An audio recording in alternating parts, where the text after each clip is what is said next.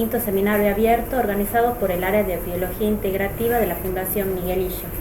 En esta oportunidad, el seminario estará a cargo del ingeniero y magíster, el ingeniero agrónomo Carlos Jorge Budeguer, y el título de la charla es Biología reproductiva y genotipado de una colección de stevia rebaudiana Bertoni en Tucumán.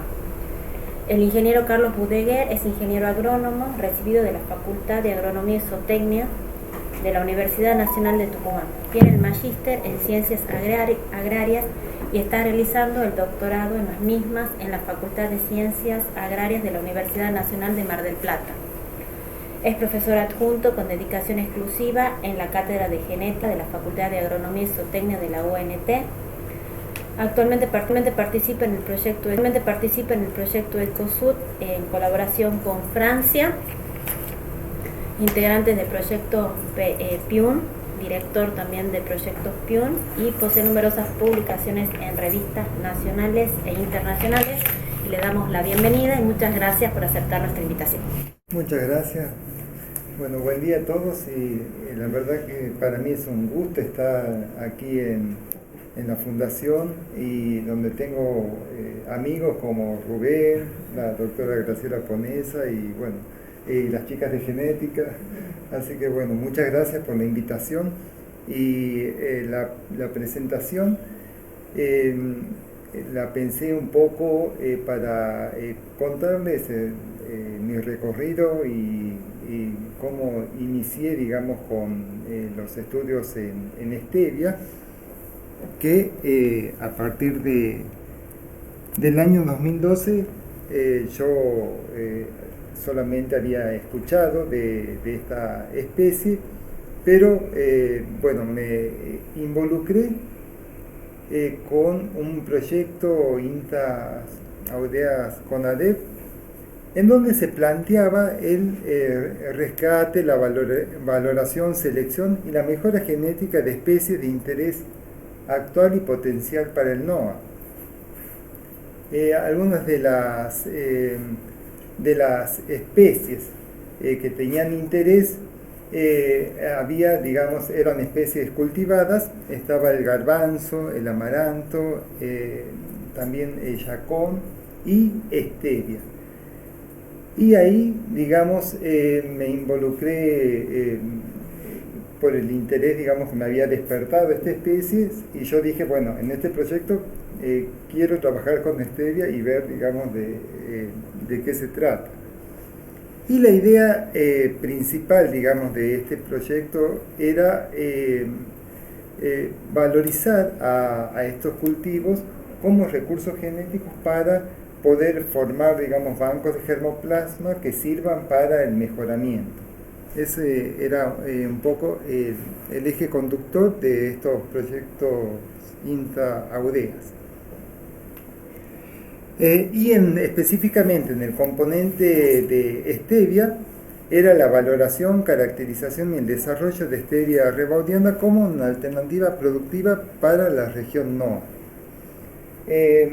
Como bueno, algunos sabrán, la stevia es originaria, es una especie originaria de Paraguay, de la región de las sierras de Amambay, que están en el límite con Brasil.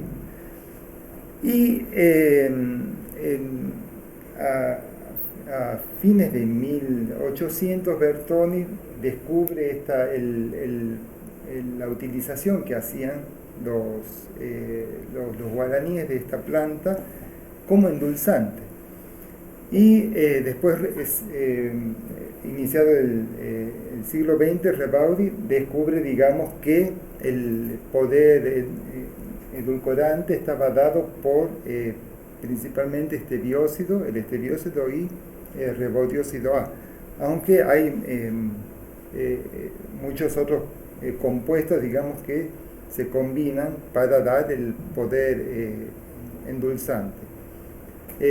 Pero bueno, el estebiócido y el rebaudiócido A son ambos lo que les dan un poder edulcorante unas 300 a 400 veces mayor que la sacarosa común.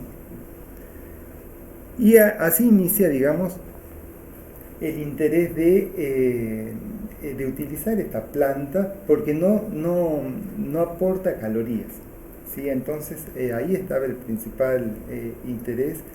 Pero bueno, en la región de origen, con el transcurrir del tiempo, se fue llevando esa planta. En Paraguay se iniciaron grandes plantaciones y después se la fue llevando a todo el mundo, ¿sí? Y bueno, con lo que implica la pérdida de germoplasma, digamos, y así fue que en el año, se registra en el año 70 que ya estaba prácticamente extinta en la región de origen, así que es una región, digamos,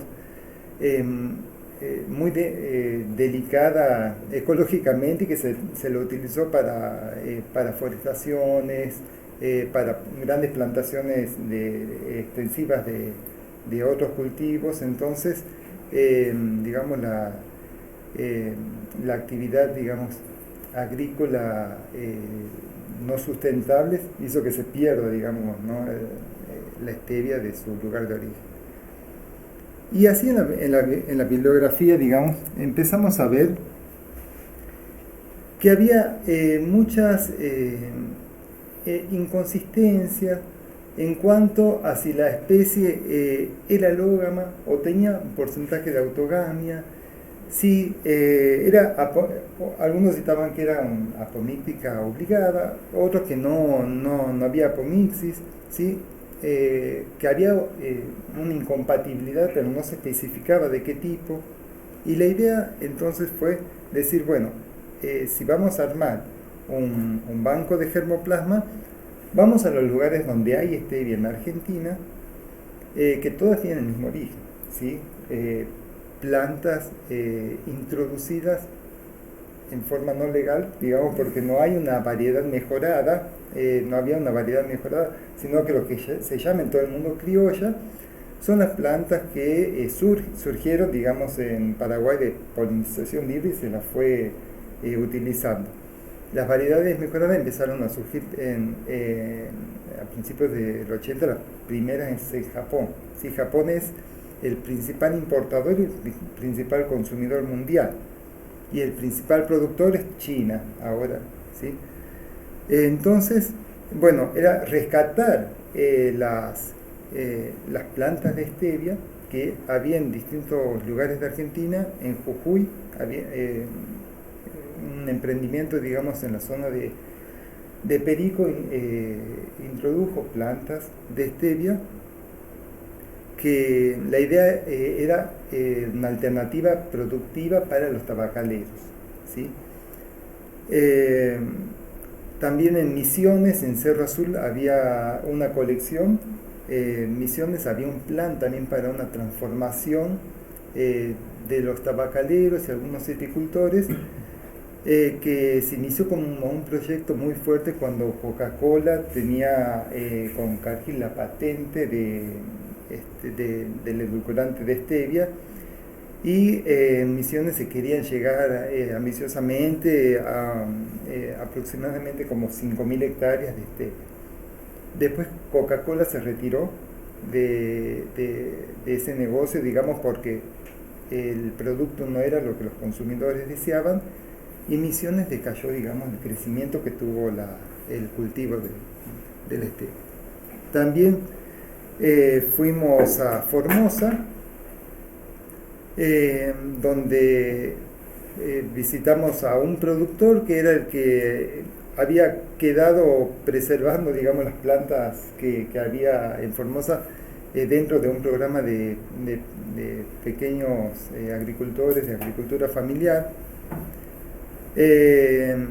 Y también en Tucumán hay un productor que introdujo plantas desde Paraguay, también en INTA, es un ingeniero ya jubilado de INTA, y que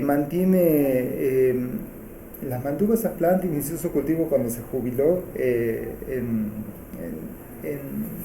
la ruta que va hacia Tafí del Valle, hacia los valles. Y él mantuvo esas plantas originalmente, las fue multiplicando clonalmente, y es como el productor, digamos, más conocido que hay en Tucumán. Creo que por ahora el único que mantiene, digamos, una pequeña escala, pero y de él también coleccionamos plantas y armamos este banco que fue pensado como una colección a campo.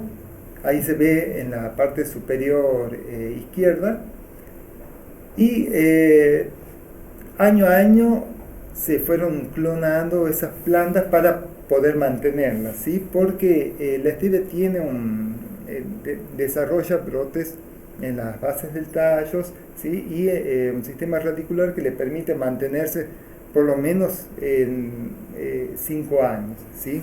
En forma nativa se la describe como perenne. Ahí en la foto superior central se ve otras filas que se fueron armando para poder ir poniendo las plantas ya en un diseño para evaluar, digamos, más que nada componentes de rendimiento, ¿sí? A la derecha se ve ya las plantas en un estadio ya de prefloración crecidas, y para hacer los análisis de tanto de biología, cómo era la biología reproductiva que nos habíamos planteado de estas, yo siempre me aboqué a hablar de la colección, de estas plantas que yo tengo. Es lo que se puede analizar, y el resto de los materiales que citan, digamos, en todo el mundo se cita, bueno, pero son a veces unos pocos materiales, ¿sí?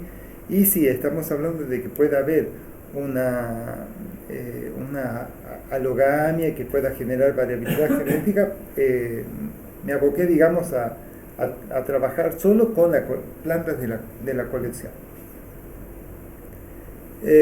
Aquí en la foto inferior del centro se ven las plantas que están en macetas, ¿sí? Que fueron utilizadas para hacer los estudios, y abajo a la derecha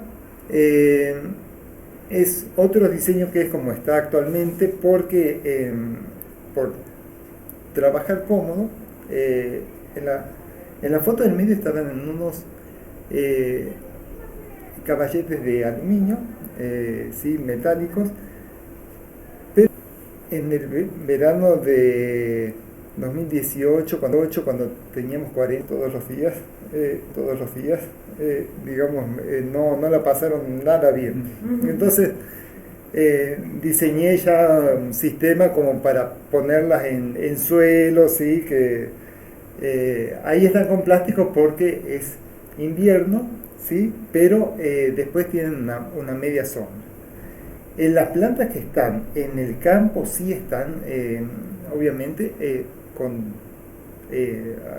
a campo abierto, digamos, y reciben toda la radiación y el calor que recibirían en una producción, ¿sí? de un productor. Entonces, un poco para que vean que fue un aprendizaje año a año, y es una planta que en su ciclo biológico, digamos, inicia el desarrollo, el crecimiento vegetativo cuando pasa el invierno, ¿sí? En octubre, diría yo, empieza en septiembre, pero en octubre empieza un crecimiento mucho más acelerado, y crece hasta aproximadamente febrero. Comienza la floración porque necesita que los días se vayan acortando para que se induzca la floración, y hasta la senescencia en marzo, y la planta ya ahí entra, digamos, ya se muere toda la parte vegetativa con el frío, pero quedan los brotes bajo tierra, ¿sí? En la parte de la base del tallo y de las raíces, y eso permite que vuelva nuevamente el ciclo en la primavera siguiente. Entonces, cada aprendizaje era un año más y un año más y así. Ustedes lo conocen. Bien, entonces, como yo les comentaba que la biología reproductiva era interesante ver, digamos, eh, estas citas la coincidencia sí era que es una especie diploide con un número de cromosomas de 22 cromosomas. Entonces eso lo pudimos corroborar. También, bueno, el tipo de flor son hermafroditas típicas de las asteráceas, ¿sí? Pero había controversias en el tipo de autoincompatibilidad, en si había apomixis o no, y en las citas que hacían algunos de si era alógama o autógama, y muchos citando solamente el tipo de semillas. ¿Sí? Ya les voy a mostrar. Bueno, tiene protandria y la polinización principalmente entomófila. Eso también lo pudimos ver.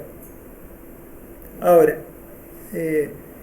inicié viendo, digamos, la viabilidad del polen. Quiero hacer cruzamientos, ¿sí? La idea era hacer cruzamientos y ver si eran compatibles los cruzamientos para poder en el futuro hacer combinaciones que me puedan llevar a alguna planta, digamos, adaptada a Tucumán. Esa es la idea principal, ¿sí?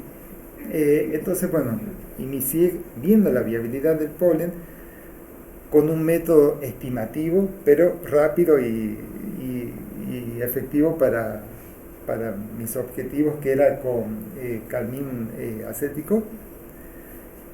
Y ahí ustedes ven esas flores que se están mostrando en la foto superior izquierda. Pueden ir de 4 a 7, 8 milímetros, ¿sí? Ahí ven los estambres soldados típicos también de las asteráceas. Eso era muy coincidente, pero ustedes ven en la foto superior derecha que están los estilos ya, digamos, emergen con las anteras, arrastrando todo el polen. Entonces yo tomaba, separaba las flores y tomaba las anteras antes de que emerja los estilos, pero yo esperaba verlo emerger, digamos, para poder sacarlo, porque yo siempre especulé, digamos, que el insecto va a tomar el polen que está en esa superficie y es el polen maduro, ¿sí? Entonces, bueno, esta vez hay siempre una sincronía a veces en el desarrollo de las flores. Como ustedes ven a la izquierda, hay flores cerradas y en el capítulo, y algunas abiertas. Entonces, bueno, teniendo todo ese cuidado y todo bajo lupa, no fue un trabajo tan sencillo. Y bueno, se ve, el polen claramente se distinguía, los viables bien coloreados, con una buena forma, como ven a la izquierda, en la foto inferior, de los que estaban sin teñir y que me daban la estimación del porcentaje de viabilidad, nada más, ¿sí? Y también se observaron en el año 2015 polen que tenían del polen inviable también tamaños, digamos, anormales, ¿sí? Muy grandes o muy pequeños. Entonces ahí vimos que había anormalidades solamente en 4 plantas en ese año 2015, en 4 de esas plantas, que se las denominaron M117, M108, M1111 y F121, ¿sí? Ese código está dado por el origen que tienen, la provincia de origen, si es de Misiones o es de Formosa, y la posición que tienen en esa colección a campo, ¿sí? Y la viabilidad, que normalmente cuando es viable está arriba del 80%, En estas 4 plantas estuvo muy por debajo, ustedes ven ahí en 36 hasta 51%, pero se observaron, digamos, anormalidades como mónadas, díadas, tríadas y péntadas y tamaños anormales también. Ustedes ven ahí, eso es lo que pudimos observar, ¿sí? Una tétrada normal a la derecha, la foto de la derecha, la D, y de ahí mónadas, díadas, tríadas como la A, B y C. Y también al ver eso fui más hacia atrás, digamos, para ver qué sucedía en la meiosis con esas 4 plantas, ¿sí? Y bueno, se ven, ahí se vieron que había anormalidades en la meiosis, ¿sí? Como cromosomas que estaban rezagados, usos paralelos, ¿sí? Cromosomas que se agrupaban, digamos, anormalmente en los polos. Lo que, bueno, se podría especular que pueden ser mutantes meióticos como son comunes en solanáceas que puedan estar actuando aquí. Algo que luego llamó la atención es que esas mismas plantas en los años siguientes daban polen viable, así que el efecto que pensábamos puramente genético puede haber tenido un componente ambiental, digamos, que fue para ese año particular.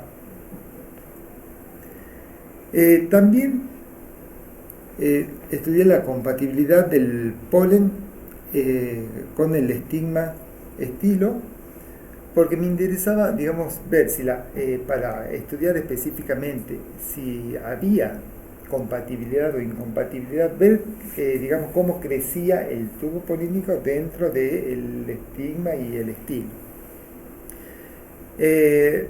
Para eso, bueno, seguí la técnica de Martin con azul de anilina en fosfato de potasio tribásico, y que esta técnica había sido usada por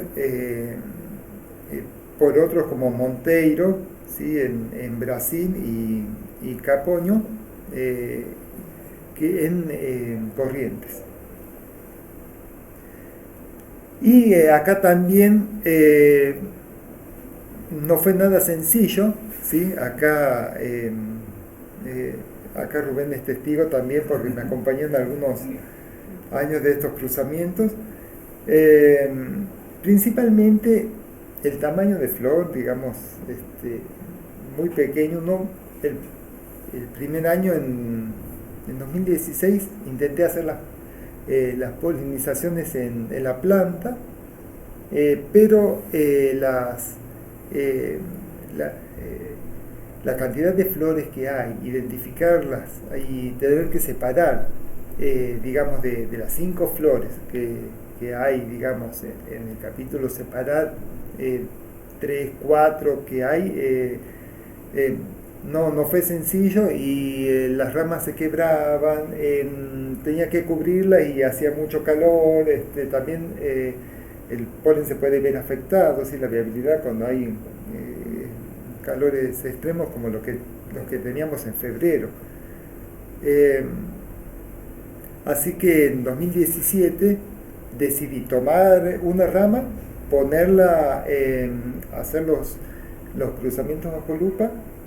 El polen no tiene mucha adherencia, no tiene tanta cantidad de polen, ¿sí? Así que tenía que tomar el polen en el momento y polinizar bajo la lupa y dejar la rama con esas flores en un frasco con agua, ¿sí? Y esperar las 24 horas para poder fijar la flor. Bien. Después de fijarla hay que hacer la tinción, pero lo más arduo es poder hacer las polinizaciones. Y en 2017 no logré, digamos, encontrar ningún tubo polínico creciendo en el estigma estilo, lo cual seguía ajustando la técnica, bien. En 2019 fue algo particular porque hubo muy poca producción de polen, el año fue muy húmedo en febrero, digamos, y había mucha sincronía entre las flores y no tuve éxito en las polinizaciones. En el año 2020 seguía con los mismos resultados y en el año 2021 ya estamos hablando, bueno, que estábamos ya pasando un poco 2020 de la pandemia, y en 2021 después de muchas frustraciones pude ver en nuevas combinaciones genotípicas de una planta con otra, ¿no? Eso es lo que yo llamo una combinación en donde podía tener varias flores. Llegué aproximadamente entre 20 y 30 flores por combinación, ¿sí? Y de cada flor yo las limpiaba y dejaba 2, 3 estigmas a lo sumo para poder polinizar correctamente. De las 48 combinaciones pude ver como compatible 12 solamente, ¿sí? En donde se veía el tubo creciendo y llegando a la base del estilo, y en algunos casos penetrando en el ovario. Y acá les muestro la foto de el polen que no germinaba, ¿sí? Arriba a la izquierda, o que germinaba y se detenía el tubo polínico apenas emergía, como ven ahí en la foto central y en la derecha. Y abajo se ve por fin el tubo polínico. No sé si lo logran ver más claramente en la imagen B de la derecha, ¿sí? Ahí esa es la base, digamos, la base del estilo, ¿sí? El ovario está separado por la parte del papus y es muy difícil lograr un preparado, digamos, ¿no? En donde no se separe. Entonces, bueno, en la base del estilo ya me daba un indicio de que el tubo había llegado, y eso era un indicio de que había compatibilidad.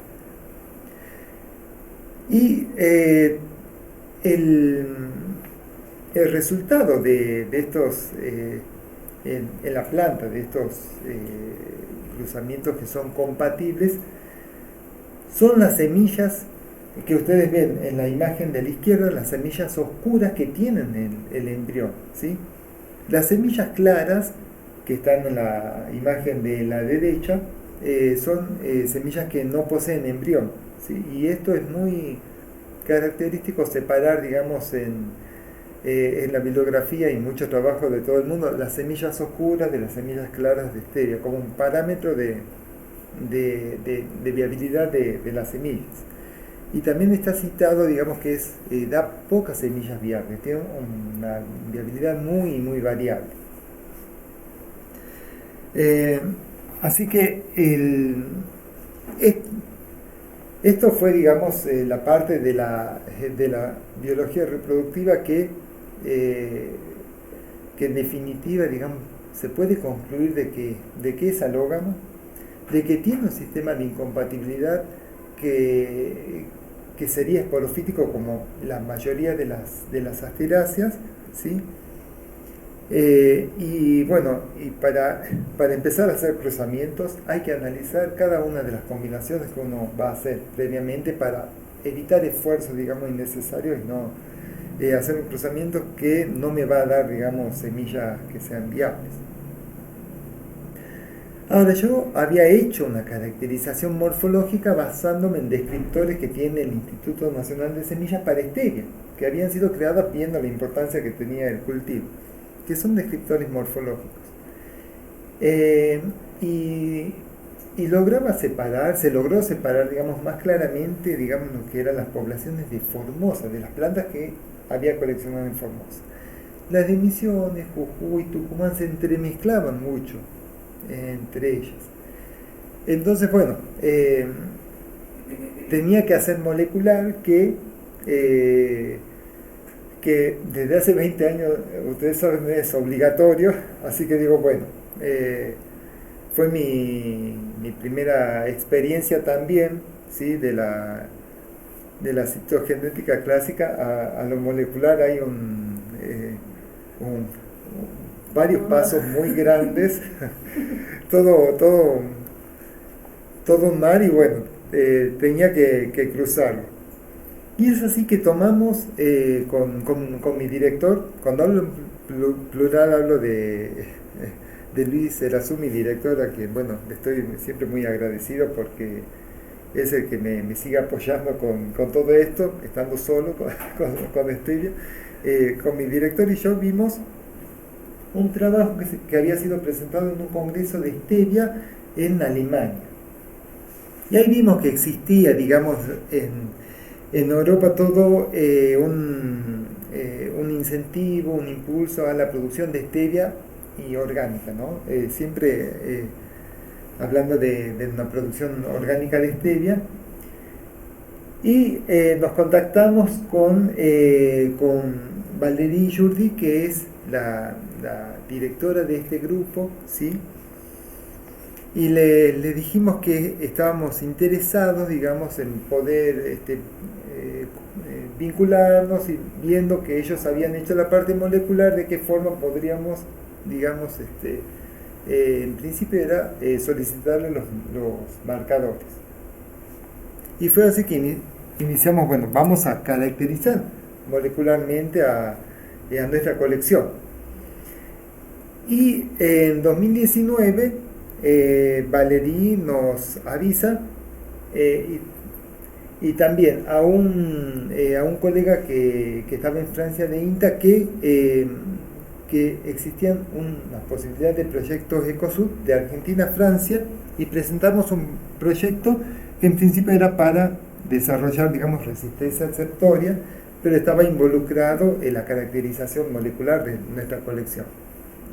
Me enviaron los marcadores, ¿sí? Me enviaron 10 de estos 18, pero aquí yo no lograba amplificar estos marcadores que eran microsatélites,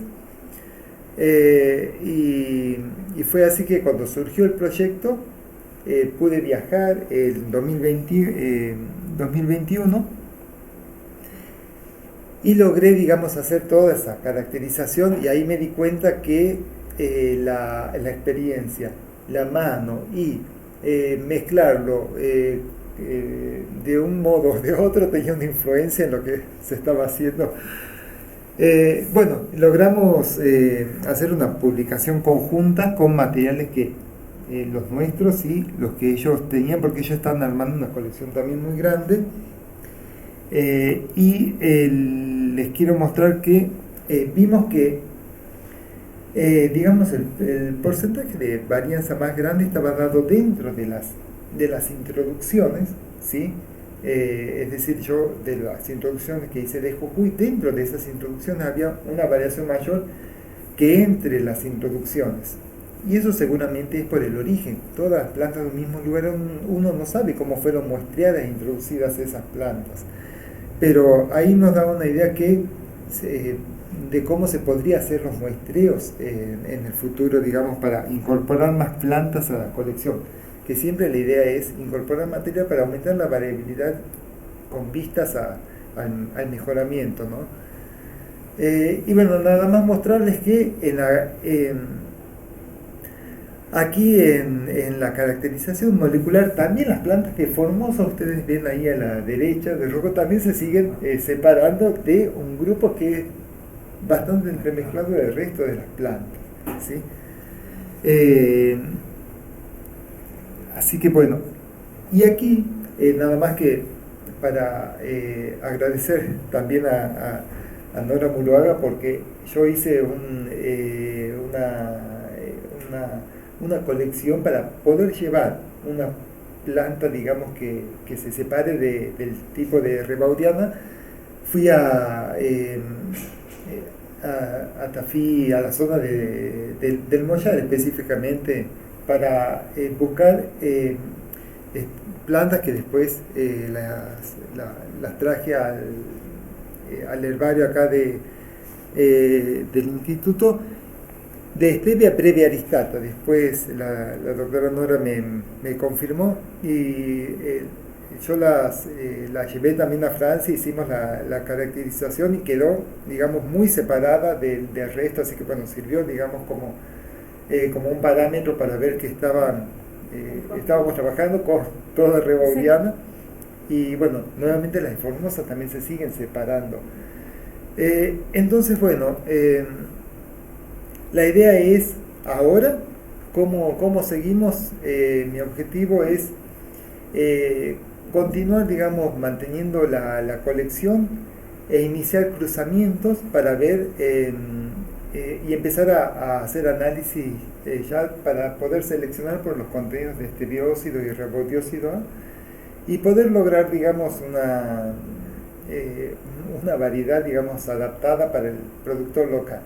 Y el objetivo siempre es, para mí, el productor pequeño, el mediano, porque stevia no tiene, digamos, un paquete tecnológico aquí en Argentina adaptado al cultivo, ¿sí? Entonces necesita mucha mano de obra y se requiere mucha mano de obra porque necesita podas para la cosecha, no tiene herbicidas específicos, ¿sí? Entonces una limpieza a mano, un sistema de cultivo que digamos se permita digamos al productor poder tener un rendimiento, pero siempre yo lo pensé para alguien, una agricultura más pequeña, familiar, y después el tema de la venta es algo que la demanda existe, a pesar de que en Argentina disminuyó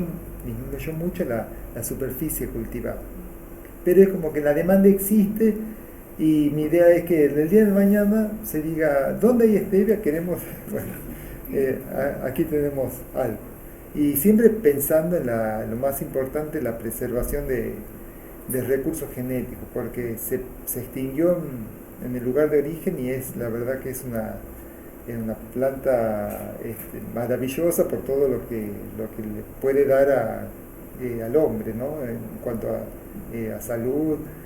Y así que bueno, iniciaré los cruzamientos este año, y por el tema de los análisis sé que aquí, digamos, contamos con capacidades para poder hacerlos. Así que bueno, esto es lo que yo les quería contar y desde ya muchas gracias de nuevo. El cartel es poco, pero muchas gracias por haberme escuchado.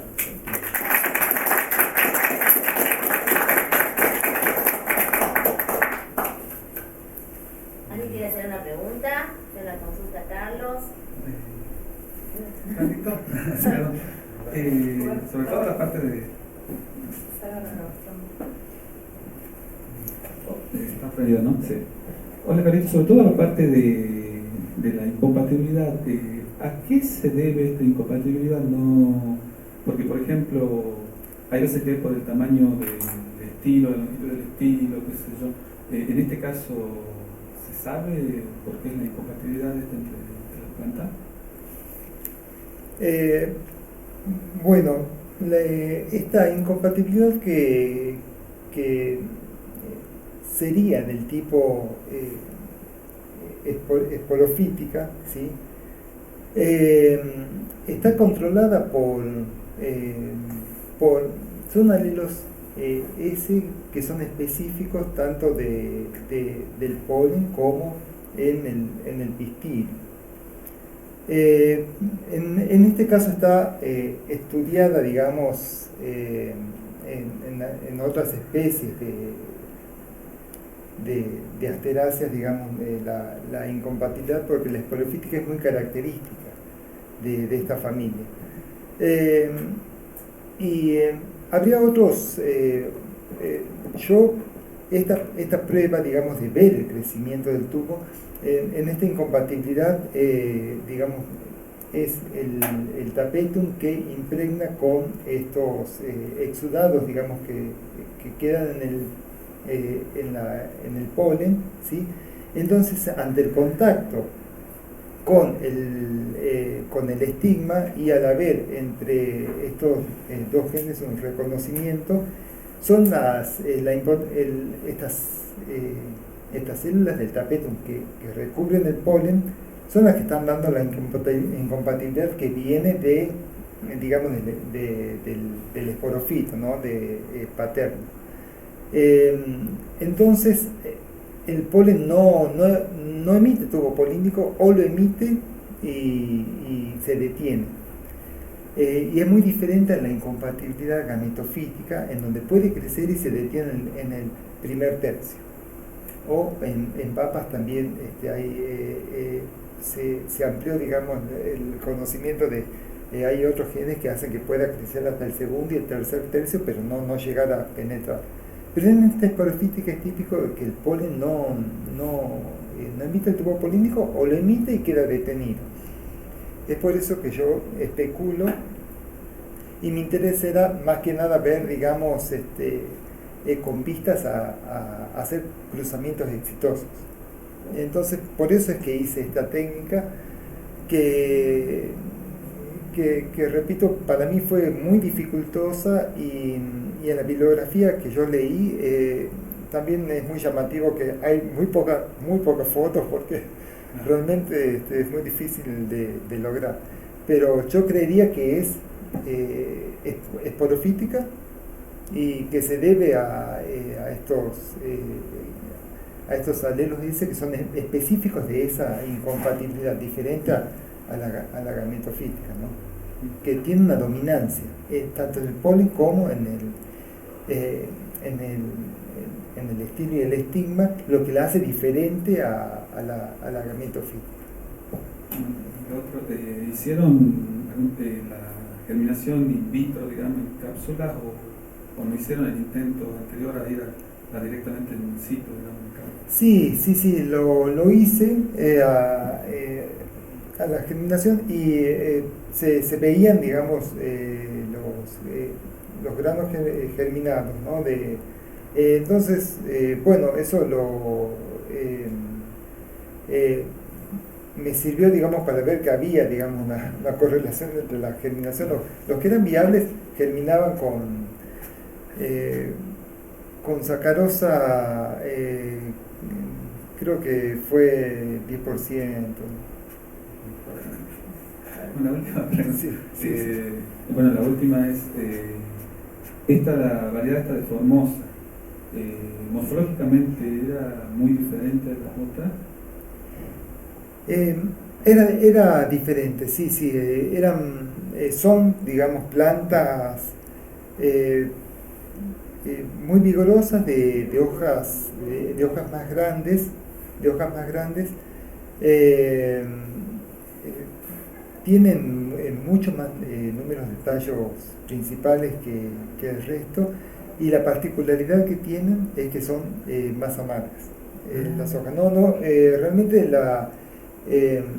no pude continuar, hice un año de análisis y después no los pude continuar, y al no ser el objetivo principal de la tesis, está planteado, digamos, para poder hacerlos.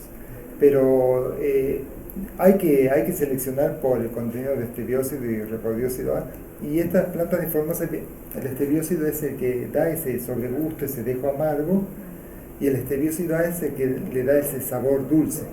¿Sí? Entonces se busca en todas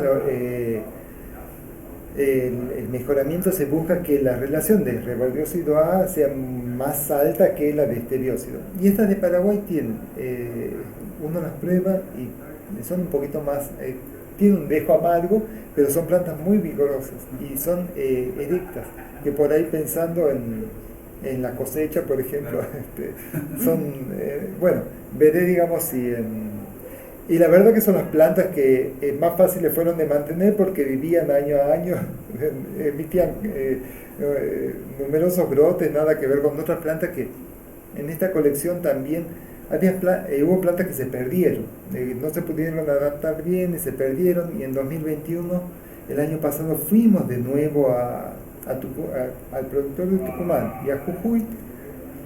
Y el productor de Tucumán nos decía que él las multiplicaba clonalmente, que las cortaba tallos apicales y las multiplicaba. Entonces, bueno, yo cuando me fui a hacer la caracterización digo, bueno, esto va a ser todo lo mismo, todo lo mismo. Y las plantas eran diferentes. En cambio, la de Formosa, con estos 18 marcadores eran todos los mismos. Me dicen en Francia, bueno, son todos, es la misma planta. Te dieron las mismas plantas. Pero yo creo que habría que, para mí no quiero decir que son las mismas plantas. Para mí hay que mantenerlas y buscar otros marcadores. Tal vez estos marcadores, que son solo 18, no llegaron, digamos, a captar la diversidad genética que había ahí. Así que en Francia, un mal consejo me decía, no, bueno, quédate con una. Así que bueno, ahí están. Realmente acá fue difícil, digamos, poder hacer la caracterización, porque en plantas con las cubas verticales, todo es como que ya se hace poco, digamos, ¿no? Entonces en el futuro quiero pensar en otros marcadores que sean más sencillos, más rápidos de utilizar. Así.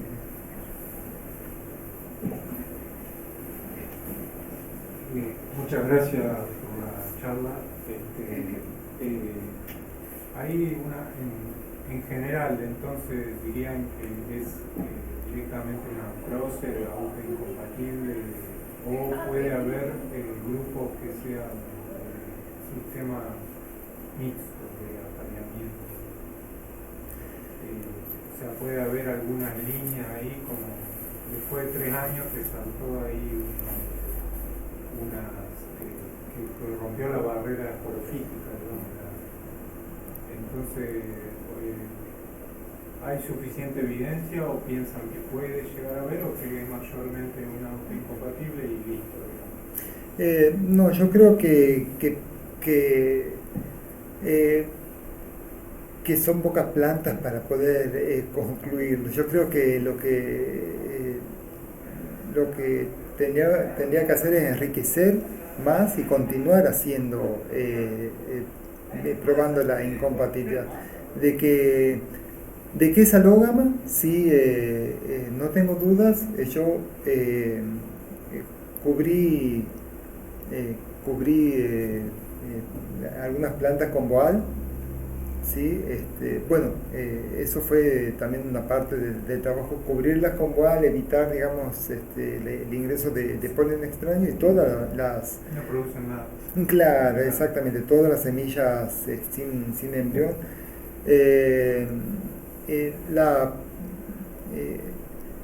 El insecto me parece que es muy claro que es necesario, ¿sí? En el momento el polen uno lo puede observar bajo la lupa, es un polen pegajoso, pesado, ¿sí? Y eso yo lo leí hay un autor magia en Italia que trabajó mucho con los polinizadores en stevia, y se ve que acá, digamos, tenemos abejas y lepidópteros, ¿no? Acá en Tucumán eran los principales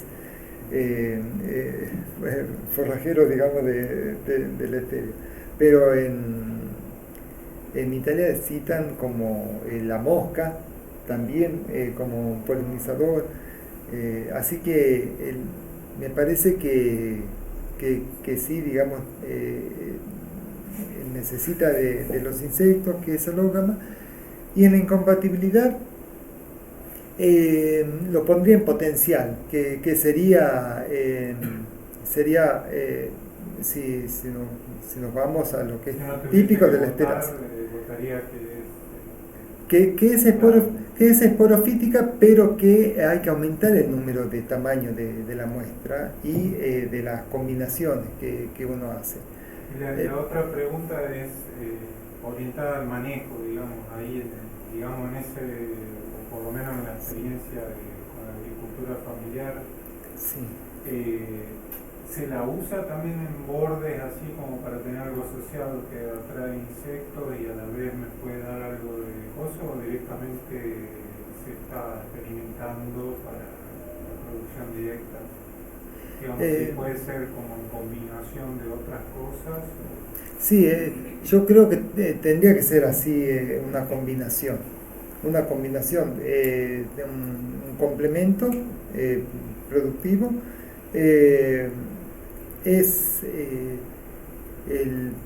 La verdad que las flores atraen insectos, digamos, pero el momento de la cosecha siempre es el mayor contenido de estos estereoglicósidos está antes de la floración, en la prefloración hasta un 10%. Claro, tienen que Entonces, sacar, o sea, no tiene función. claro, las flores sí como para atraer insectos que puedan salir a todo ese agroecosistema que se puede tener un productor. Y aquí el productor, digamos, para mí el más adecuado es el hortícola, ¿no? Porque el tabacalero ya está visto que no va a dejar de hacer tabaco, es muy difícil, no se pudo lograr una reconversión. Y en Misiones el stevia pasó a citrus cuando ya dejó de ser económicamente interesante, más que pero para mí el horticultor que está acostumbrado a estar todos los días, que con una mano de obra un poco más intensiva, es el más adecuado, porque el cultivo necesita podas, ¿sí? Necesita cosechas. Habrá que ir estudiando todos los tratamientos. Septoria es el principal problema, que ahora es lo que también estoy con esa línea, digamos, abocado a ver, digamos, cómo es la tolerancia, la susceptibilidad de esta colección. Bueno, perdón, Sí. Gracias. Yo quería hacer una última pregunta antes del tiempo. Era más general en realidad, y acá ¿cuáles son las condiciones, digamos, óptimas acá en Tucumán? ¿En qué sector en Tucumán donde está la producción de stevia? Y otra cosa también vinculada también con dijo Mariano, era si saben cuáles son las especies plagas de la stevia. Bueno, esa es una buena pregunta, porque hay un trabajo de Falasca y Ulberich, que son de Entre Ríos, de 2000, si no me equivoco, 2012. Ellos hicieron un estudio del clima para la stevia y vieron que había ellos le llaman un bioclima, que es en la zona de una franja que ocupa Misiones, Corrientes, Entre Ríos, que es un poco la zona del litoral cercana, digamos, a donde podría ser el lugar de origen, ¿no? Y hablan de un agroclima, que es donde habría condiciones para que se pueda hacer el cultivo de la stevia, basándose esto en temperatura, en las lluvias, ¿no? Y también en la radiación, y eso coincide con una franja que va en las yungas de Salta, Jujuy, Salta y Tucumán, y sería la zona más que nada del pedemonte, donde no hay heladas. La stevia crece, digamos, tiene un límite inferior de temperatura de 10 grados. ¿Sí? A partir de los 10 grados empieza el crecimiento. Entonces, esta zona del pedemonte sería la ideal. Yo, cuando estuve en Balcarce, me comentaban que una escuela de Mar del Plata, una agrotécnica, tenía stevia. Así que bueno, después no supe nada más cómo pasaba el invierno. Y otra cosita, en Francia tienen heladas fuertes y ahí lo que hacen es cubrirlas en invierno. La cortan y le ponen una tela que es lo que... no, acá la vi como cubre suelo, es esa tela plástica gruesa que, bueno, acá es muy cara. Yo lo vi eso en un productor, pero después me contaron que no todos lo podían hacer cuando tienen superficies muy pequeñas, ¿no? Así son pequeños productores que hacen alternativamente otra cosa, pero así la protegen de las heladas, porque en Alemania también hay heladas fuertes y están haciendo así que acá tendríamos condiciones. Y con respecto a las plagas, no sé si sabes algo. Bueno, la verdad que lo que puedo decir, porque lo leí y me lo contaron un productor en la práctica, que las hormigas no la atacan porque no fermenta, y yo no observé plagas en la planta. Sí, muchos problemas, digamos, con conceptorio y alternaria. Bueno, pero alternaria, digamos, como un saprófito al final, digamos, cuando septoria ya afecta a toda la planta. Así que el principal problema es fúngico, pero no de plagas. Y sí de maleza, porque no hay herbicida específica, y si estamos tendiendo a una producción orgánica, hay otras alternativas productivas como cubrir el suelo, usar mulching para evitar, digamos, las malezas, que estarían en manos de productores intensivos, nada más. Bueno, muchísimas gracias, Carlos, por haber muchas gracias a ustedes. Participar acá en el seminario de biología integrativa. Bueno, te damos un momento, un aplauso. Muchas gracias.